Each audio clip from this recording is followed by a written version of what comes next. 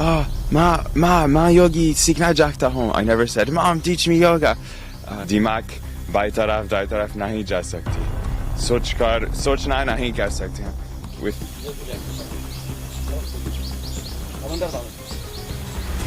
ऐसे उल्टे सीधे ना मत दो.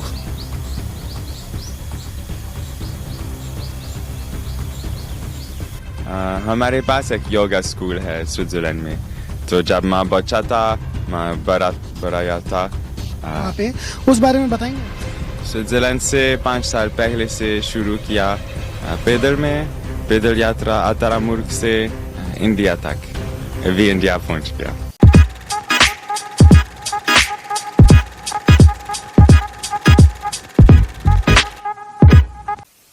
अध्यात्म की नगरी, देवों की नगरी हरिद्वार में महाकुंभ में इस बार बैन बाबा आए हैं.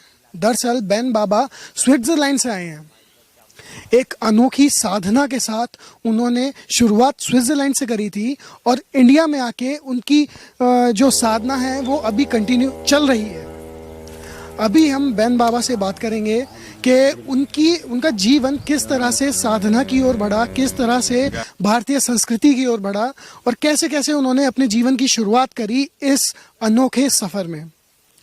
बैन बाबा से और ये भी जानेंगे कि वो अपने जीवन को किस तरह से आगे मोड़ना चाहते हैं या किस तरह से अपने जीवन को चलाना चाहते हैं. हालांकि हमने बैन बाबा की निजी ज़िंदगी के बारे में काफ़ी कुछ जाना. हमें काफ़ी कुछ पता चला कि वो किस तरह से एक इन्फ्लुएंस हुए हैं, किस तरह से भारतीय संस्कृति से किस तरह से आकर्षित हुए हैं और उन्होंने भारतीय संस्कृति की तरफ कदम बढ़ाया है. आइए बात करते हैं बैन बाबा से. बाबा जी प्रणाम. नमः शिवाय. ओम. आपसे मिलकर खुशी हुई. आप भी सब लोग. बाबा जी, हमने आपके बहुत से इंटरव्यू देखे, बहुत सी बातें सुनी.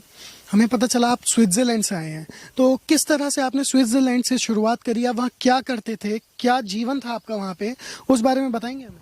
स्विट्जरलैंड से 5 साल पहले से शुरू किया. पैदल यात्रा आतारामुर्ग से इंडिया तक. अभी इंडिया पहुंच गया. 18 मुल्क, एक बड़ा ही लंबा सफर.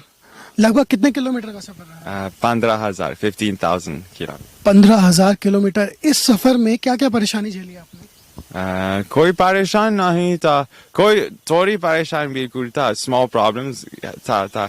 लेकिन जब एक परेशान है, ये हमारे शौक है. क्या ये परेशान मुश्किल है या क्या ये परेशान लेसन है, कुछ सीखना के लिए. Whenever there's a problem, it's a chance to learn from it. तो मैं सब परेशान के बाद मैं और मजबूत हूँ और बुद्धिमान हूँ और खुश हूँ और कुल मिलाकर परेशान भी अच्छे हैं. लाइक कहते हैं ना कि people learn from their mistakes और people learn from struggle. बैन बाबा का भी यही कहना है कि उन्होंने परेशानियों से सीखा, वो परेशानियों को झेलने के बाद और मजबूत हुए हैं. और बाबा जी, हम आपसे जानना चाहेंगे कि आप इस जैसे अभी हमारे भारतीय संस्कृति में हैं, तो आप योग गुरु भी हैं, उसके बारे में क्या कहना चाहेंगे? योगा के बारे में, योग सब कुछ योग है. और आसना करना ये भी योग है. Everything is yoga. Physical yoga भी है इस तरह, लेकिन 24 घंटे पूरी जिंदगी, पूरी दुनिया, यूनिवर्स सब योग है. और योग के मतलब बहुत मतलब. हाँ, मेरा मतलब योग के बारे में, yoga is union with everything. The ego disappears. जब अहंकारा ईगो, जब अहंकारा खत्म है, बाद में माँ और गुरुजी और आप लोग और सब और बेर एक ही है. We become one with everything. So I think this is the purpose of yoga. Yoga की मकाम है. और हम आपसे जानना चाहेंगे, ये तो आप अभी हरिद्वार में महाकुंभ का मेला था तो आप यहाँ पे आए हैं. इससे अलग आप क्या करते हैं, कहाँ रहते हैं? अभी मैं इधर रखता हूँ. ये मेरा घर है. संकट मोचन हनुमान मंदिर और नानुगिरी के साथ. आनंदगिरी जी महाराज के साथ. नानगिरी, नानू महाराज गिरी बाबा जी.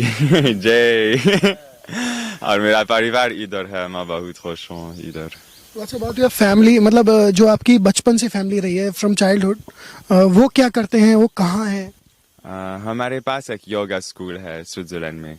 तो जब मैं बच्चा था, मैं बड़ा था, हमेशा योगा के yoga हमेशा था. I grew up in the kind of yoga world. Mom is yogi, so thank you, Mom, for being yogi. And I never, जब मैं बच्चा था, मैं कभी नहीं कहता हूँ, मैं योगी सीखना चाहता हूँ. I never said, Mom, teach me yoga. क्योंकि बच्चे इस तरह नहीं है. लेकिन योगा था, ये अंदर, yoga still came to me. उस समय आप योगा से भागते होंगे. You like to run away from yoga?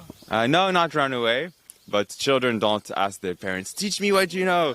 It's how children are. But so हम और इसके बारे में और जानना चाहेंगे. आप कैसे कैसे योगा करके दिखा सकते हैं कुछ? जी, हम कर सकते हैं कुछ आसन करना. आसन है, लेकिन सबसे जरूर आसन, the most important asana is sitting, just sitting straight. So ये आसना है.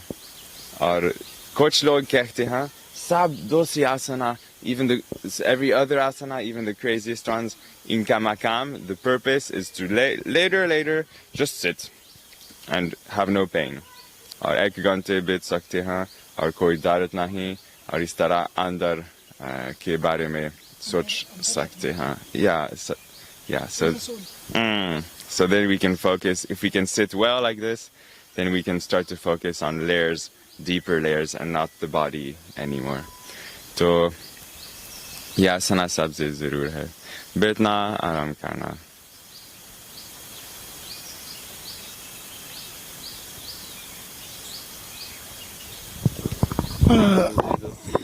एक और आसना करना है. नहीं.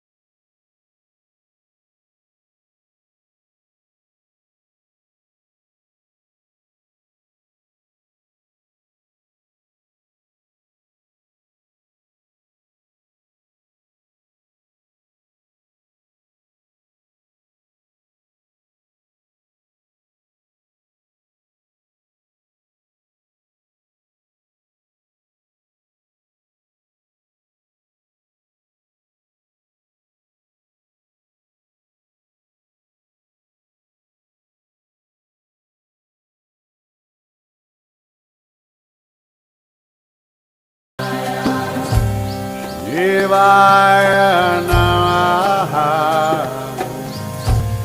Shivaya Namaha, Shivaya Namaha, Shivaya Namaha,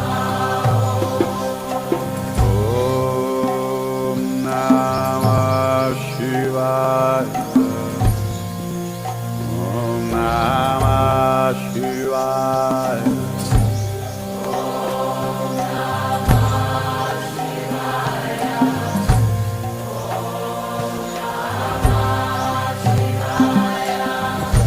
You did really well.